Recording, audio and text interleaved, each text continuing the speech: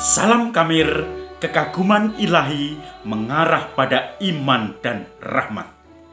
Saudara-saudari yang terkasih, tentu Anda melihat saya saat ini sebagai koboi. Dalam film-film koboi tidak lengkap kalau tidak pakai pistol.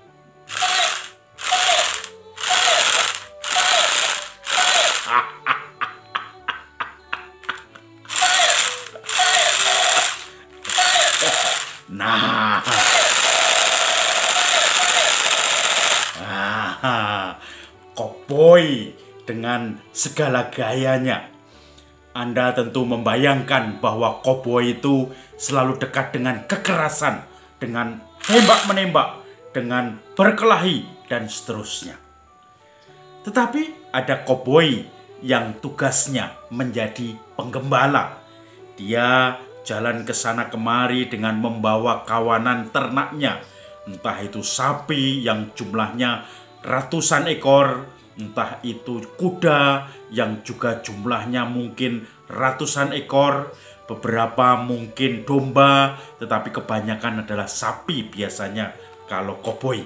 Maka aksi koboi tidak selalu identik dengan aksi perang kejahatan seperti film yang selalu perang dengan Indian, membasmi segala kejahatan, tembak-tembakan, dan selalu menjadi sheriff di suatu daerah atau kota seperti di Texas dan seterusnya. Fire seperti itu. Tetapi ada juga gembala yang bawaannya adalah tongkat, yang bawaannya adalah alat-alat sarana untuk menggembalakan ternaknya.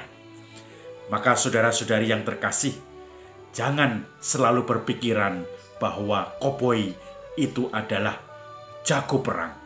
Tapi koboi yang banyak adalah jago menggembalakan. Bahkan dia rela berkelahi, rela mati untuk melindungi ternak-ternaknya. Dia rela mengejar harimau, rela mengejar beruang, rela mengejar serigala yang mengganggu ternak-ternaknya. Dan itu tugas dari koboi sebagai penggembala. Maka di tangannya selalu membawa tongkat gembalaan. Nah, seperti ini.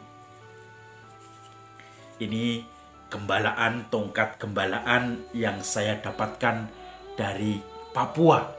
Ketika saya dulu bertugas di Papua, di daerah suku Kamoro yang ahli mengukir dan membuat beberapa perhiasan dari kayu dengan ukiran ini.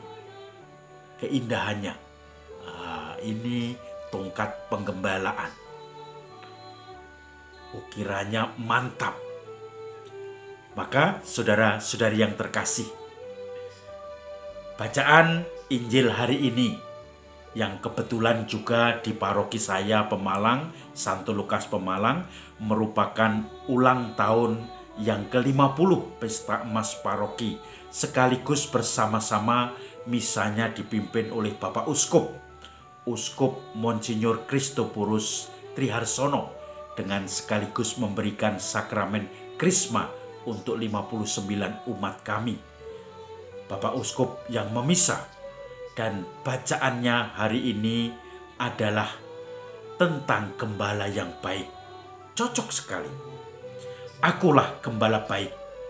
Gembala yang baik tidak akan memberikan domba-dombanya kepada serigala, akan melindungi, bahkan akan merelakan dirinya untuk mati demi melindungi domba-dombanya.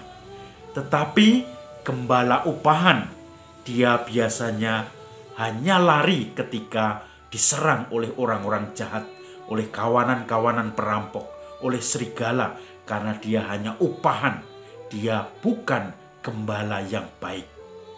Maka saudara-saudari yang terkasih, Yesus menyamakan dirinya sebagai gembala yang baik, yang melindungi domba-dombanya, umatnya, kita semua, yang tidak akan lari tetapi menyerahkan nyawanya untuk keselamatan domba-dombanya. Dan itu digambarkan dengan sangat apik di dalam Injil hari ini, yaitu Yesus sebagai gembala domba. Kenapa saya katakan bacaannya pas dengan hari ini, di mana misa di paroki kami dipimpin oleh Monsinyur Triharsono? Karena Bapak Uskup kali ini juga memimpin misa sebagai gembala dari Keuskupan Purwokerto. Dia juga membawa tongkat penggembalaan. Nanti kalau misa, Bapak Uskup biasanya arak-arakan masuk ke dalam gereja, tongkatnya dibawa sebagai simbol kegembalaan. Nanti ketika misa selesai, arak-arakan keluar dari gereja juga sekali lagi dibawa tongkatnya. Ketika memberikan khotbah, Bapak Uskup juga memegang tongkat. Dan biasanya tongkatnya sedikit dihadapkan ke umat supaya simbol untuk menyatakan bahwa melindungi umat, demi umat jabatannya. Dan Bapak Uskup selalu menyerahkan dirinya untuk umat semuanya. Maka tongkat penggembalaan Bapak Uskup dalam bahasa Latin disebut baculis pastoralis, yaitu tongkat penggembalaan sebagai gembala yang baik. Baik dalam bahasa Yunani disebut kalos, yaitu baik seturut teladan Yesus sebagai sang gembala abadi. Maka saudara-saudari yang terkasih, kalau Bapak Uskup memimpin misa biasanya juga mempunyai tongkat gembala ini sebagai simbol gembala yang baik. Nah, gembala itu rela memberikan nyawanya untuk domba-dombanya. Saya teringat ketika saya masih kecil, saya mempunyai teman-teman yang ternak kambing. Kambing itu bisa 7, bisa 10, bisa 5, dan biasanya dibawa di rumput-rumput atau halaman-halaman yang kosong, yang banyak rumput. Dan di tempat kami itu harus menyeberang kali untuk masuk ke areal persawahan. Dan kemudian kali itu hanya jembatannya itu hanya kecil karena itu kali yang ditutup untuk menaikkan air supaya airnya itu masuk ke pabrik gula untuk menjadi pendingin dan juga mungkin juga pelumas bagi mesin-mesin, atau kalau bukan pelumas ya pendingin bagi mesin-mesin untuk menggiling tebu-tebu menjadi gula. Jalan itu hanya untuk jalan pegawai sebetulnya.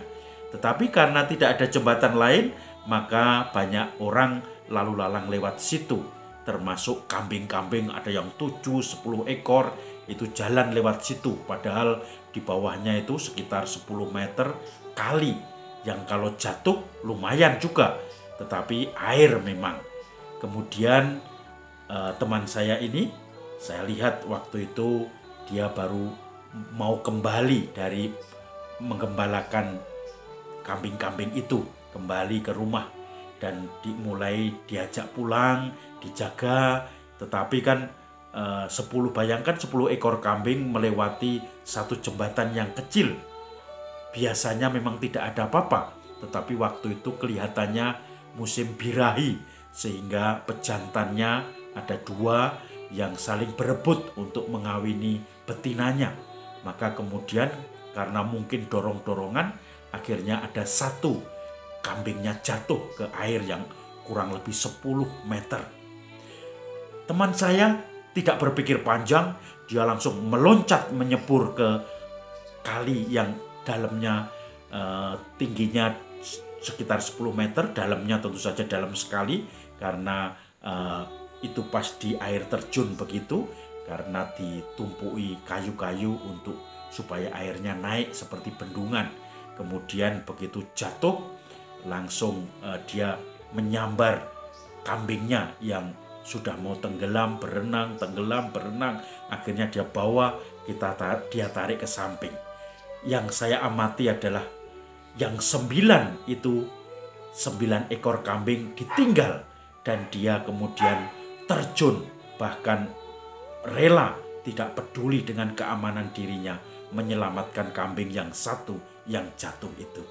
Dan dia pun akhirnya membawa naik kambing itu, kemudian mulai dituntun menyeberang pelan-pelan masuk ke seberang dan akhirnya bisa pulang dengan selamat. Tentu saja basah semua teman saya tadi bajunya. Tetapi ketika saya merenungkan bahwa gembala yang baik meninggalkan 99 ekor untuk mencari 1 ekor yang hilang, itu saya lihat dalam adegan itu tadi. Bagaimana teman saya tidak peduli dengan keselamatannya, terjun, dan dia kemudian menarik kambingnya yang mau tenggelam dan akhirnya ditolong pelan-pelan. Basah kuyup tentu saja, tetapi bagi dia itu menyenangkan. Dia merasakan sudah menyelamatkan kambingnya. Saudara-saudari yang terkasih, itulah gambaran tentang gembala yang baik, yang rela menyerahkan nyawanya untuk domba-dombanya, untuk pencuri, untuk orang jahat, dan juga untuk mereka-mereka yang hanya akan mencelakakan saja. Dan ini beda dengan upahan. Dia tentu saja kalau ada apa-apa lebih mencari selamat untuk diri sendiri. Gembala yang baik selalu melindungi kita semua. Yesus sebagai gembala kita yang baik, kita domba-dombanya, kita akan dijaganya ketika kita bisa membaui gembala kita, yaitu mengikuti, dan kita juga menemukan jalan untuk selalu bersatu dengan gembala kita, Sang Gembala Agung, yaitu Yesus sendiri. Saudara-saudari yang terkasih, jangan lupa bahwa kita semua adalah domba-domba yang digembalakan oleh Yesus lewat uskup yang selalu memberikan teladan pada kita. Maka mari kita selalu berusaha sehati sejiwa dengan gembala kita, agar kita tidak tersesat, agar kita selalu mengikuti Sang Gembala abadi yang menjamin, melindungi, dan selalu menguatkan kita. Salam Kamir, kekaguman ilahi mengarah pada iman dan rahmat.